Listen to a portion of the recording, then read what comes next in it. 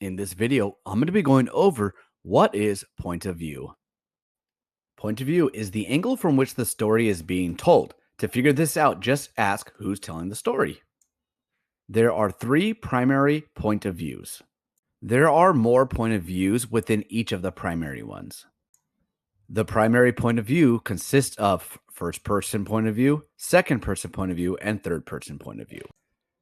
Don't forget to check out my kids' books that are located on Amazon and on Kindle. These are two kids' books and they are already self published. So take a look at them. And if you have Kindle, you get them for free. First person point of view. The narrator is a person in the story telling the story from their point of view. Second person point of view. This is a little used technique of narrative in which the action is driven by a character ascribed to the reader known as you. This is where you are the character in the story. If you guys are getting valuable information from this video, please don't forget to like and subscribe so I can keep pumping out this amazing content. Now let's jump back into the video, guys. Third person point of view. The narrator exists outside the event of the story and relates to the actions of the characters by referring to their names or by the third person pronouns he, she, they.